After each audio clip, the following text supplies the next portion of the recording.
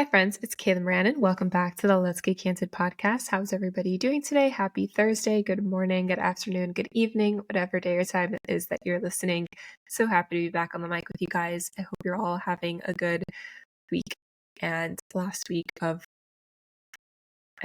last week of October. Happy Halloween if you're listening on Halloween. I cannot believe it's already the end of the year, but I'm a fall baby. You guys know that. I'm really looking forward to November.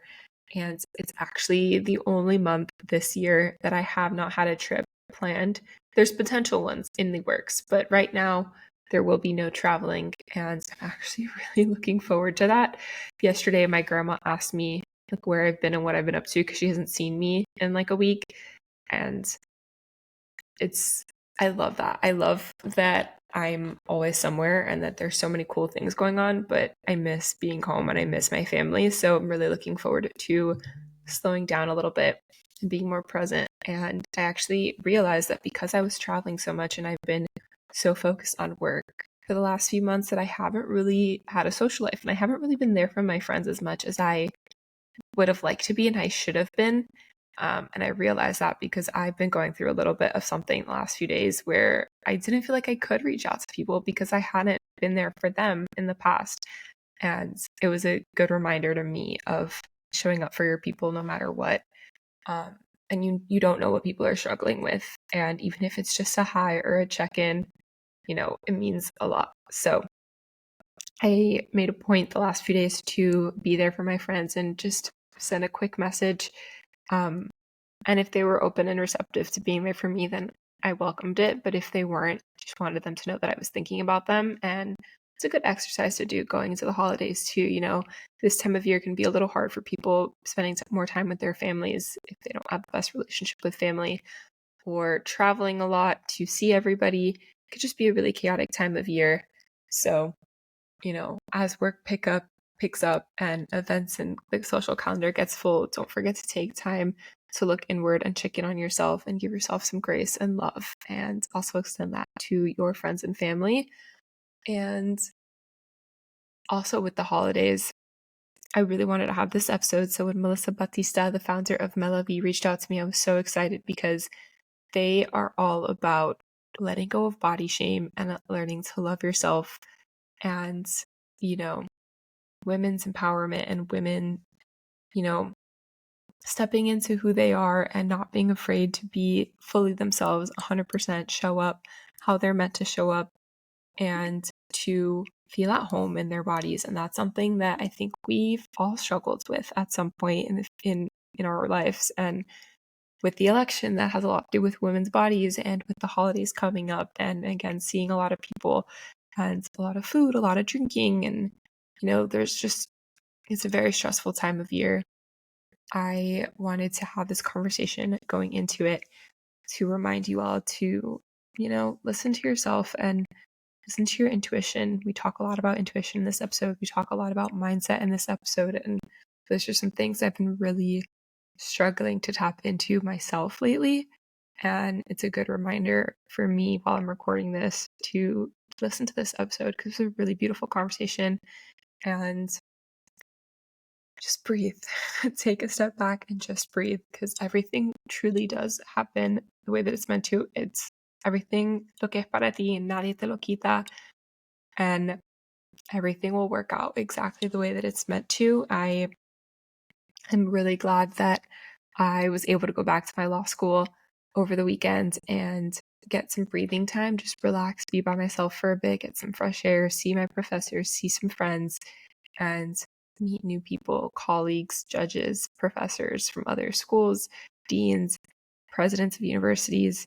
And we all had something in common, that we were lawyers and that we cared about leadership and cultivating the next generation of leaders and supporting people. And we wouldn't be where we are today if it wasn't people who supported us. So we want to continue to support them.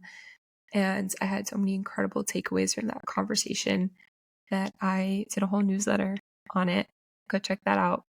Follow my newsletter, subscribe so you don't miss out on anything. Check me out on LinkedIn too.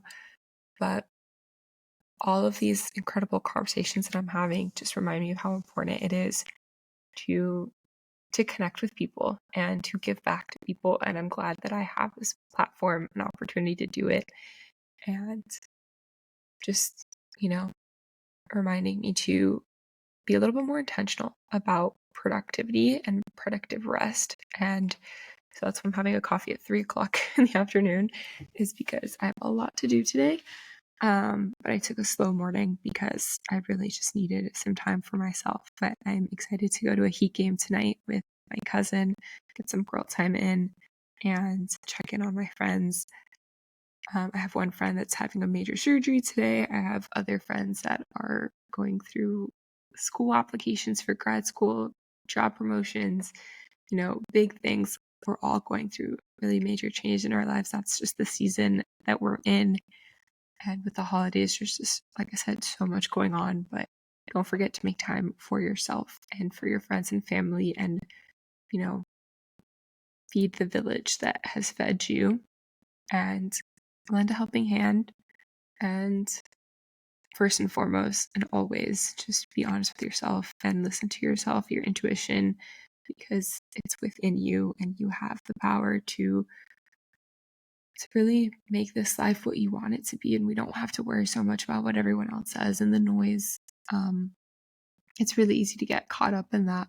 But I think this episode really just affirmed that for me, that we're all on our own path. We're all on our own timeline. Everything happens how it's meant to. And that's the whole point of Mela Vie. It's not just body image and being free from body shame. It's empowerment and giving women the tools to love themselves and have a community. And I'm really glad that Melissa reached out to me. We've talked a little bit about body image on the podcast before, a couple episodes like last year with Jackie Shames, and at the very, very beginning with Molly Kate. But I hadn't had this conversation in quite a while. And, I think it was a really timely one. So I hope you guys like this episode. If you do, please leave a rating and review. Please subscribe to the show, share with a friend, tag us as you're listening. And I hope to see you guys all in an episode soon. Meet Melissa. So Melissa, what's something that people wouldn't know about you just from following you? Oh, I feel like one thing that people wouldn't know about me is that I'm a big foodie. I love food. I love how food can just bring people together, the culture behind food. I love chocolate, obsessed with chocolate. And I feel like most people, if they see like me at like a wellness brand and your body and everything, they just think that I have like a very strict lifestyle or something like that. But honestly, I'm all about making sure that whatever lifestyle changes you're making, they're actually sustainable and that you're still able to enjoy your life no matter what season you're in. So yeah. Yeah, I love that. I think it's really important. I'm glad you brought this up, because there's so many don't eat this is bad for you, or don't do that. It's everything is fine in moderation, and the whole thing is there is no one size fits all. There is no one way of doing things. The whole point of all the information you're getting is for you to make an educated, informed decision for you and your life and your body, your goals. These are all the different avenues that you could take. And it frustrates me when people are like, well, everyone does this, or I thought you were supposed to do that because that's how it's always been done. It's well, yeah, but rules are meant to be broken. It's okay to not, will it be harder? Sure. But it's about finding out, with everything that we're going to talk about, it's confidence in body, but also confidence in your decision making, learning to trust yourself and listen to yourself and listen to your body and be does this make sense for me? Intuition, being intuitive. And that's something that I think women especially, we struggle with because of society, and there's so much noise and so many different people telling us what to do or what to think. Our parents, it starts out at home with our parents, and then other kids at school and teachers, and then social media and TV and movies start coming in too. But I think it's so hard to go back to what do I want? What feels right to me? Yeah, I definitely want to agree with you on that, because I feel like you're right. In today's society, there's so many diets, there's so many fitness programs, so many plans, and everyone is trying to tell you, like, if you do this, you will get that. And the thing that you brought up is like everybody's body is different, you know, and our lifestyles are different too. Like the way that I take care of my body is very different from how you take care of your body. And you're a lawyer, and like what I do for work is very different as well. So, like, what can we do to take care of our bodies, but that's actually like sustainable and makes sense for what we do every single day? And how we actually want to live your life, you know? So, and I think like women are just trying to, like, I feel like we always assume that other people know all the answers and we don't trust ourselves. But our bodies, from what I've learned, especially during this whole journey of mine, is that our bodies are so smart and they like speak to us through signs and signals. And we've gotten so good at like toning down the noise that we just like focus outward on what people are doing. But our bodies are like our most intelligent, like they will tell you like this food is not good for me, or you need to rest, or you need to slow down. Like it will tell you. And I think the hardest part is like getting back in touch with your intuition, like you said. Yeah. Especially when it comes to food. Like nowadays they're like, oh, you shouldn't eat dairy milk, or you should, Hmm. or oat milk is bad for you. And it's like, look, like at the end of the day, everything's bad for you. We're all gonna die. So like eat what you want. Eat what you want, drink what you want. It's funny. We have this conversation a lot in my house. Um, because I don't like dairy milk. I've never liked dairy milk, like the taste of it. It doesn't mean that it makes me sick at all. I was even as a child, I never drank like white milk. Yeah. Um, I would drink 2%, even as a 5-year-old, because I preferred the taste of it. Yeah. But even then, I still like, I mean, Nesquik is so bad for you, but I would put like the Nesquik in it because I needed flavor. I needed Mhm. something. I've never liked milk in general. And so I drink almond milk by choice, not because I'm intolerant to it or Mhm. because I'm vegan or vegetarian. Like, it's not that. I just prefer the taste of it. But that's something that I've always like laughed at because my brother now has developed a lactose intolerance. He's never Really? been, but as an Yeah. adult, now he is. So whatever he buys, like milk, and then he's like, "Oh, I really want a glass of milk, but like my stomach's gonna hurt." I'm like, "Just drink it. Like, take the lactate and drink it, or buy lactate-free milk. Like, it's really not that hard." And it's like we like demonize these things, and it's like, Mhm. no, like don't do it because somebody else is telling you. Like, do it because you want and what Right. makes you feel good. I remember yesterday I ordered coffee for a couple of people, and everyone was like, "What kind of milk do you want?" Like, like everybody's coffee order is so complicated. They're like, "No, just a cappuccino with whole milk." I was like, "Wow, that's so simple." And I was like, "You know what? In a cappuccino and coffee, I don't mind whole milk." So I was like, "Let's just keep it simple. 3 cappuccinos with whole milk." And I was like, "This is actually so good." And it's something that I would never order myself, but I was like, I just Yeah. don't want to be the one girl that's like really obnoxious and get something complicated. So I was like, I'll just Yeah. get the same thing. Um, but yeah, intuition is so hard. But to Mhm. go back, like you brought up your journey, like, and also for like different professions and also different ages and different lifestyles. I'm so Mhm. glad you brought that up. Like, walk me through like where you're at in life, like career wise, and like what really brought you to rediscovering this journey with being in tune with your body and body positivity and all of that. Yeah. Well, my background is in healthcare, so I am an occupational therapist by trade. So I still work like 2 days a week at like, an inpatient rehab hospital. And the whole purpose of that is helping people, you know, regain their function in life, basically. But I also have this wellness brand, which is called Mela Vie, and it stands for Move, Empower, Love, Affirm. And it exists to help women live more intentional lives and also like cultivate a body that actually feels like home.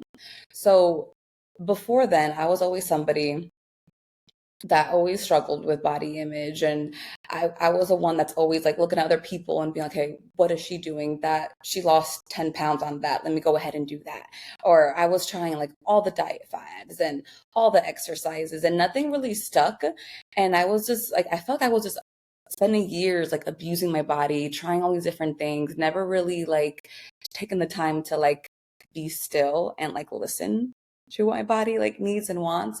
And it got to a point that I was just so sick and tired of like constantly being I felt like I was like at war with my body. Like I was just like constantly trying to make it into something that it wasn't.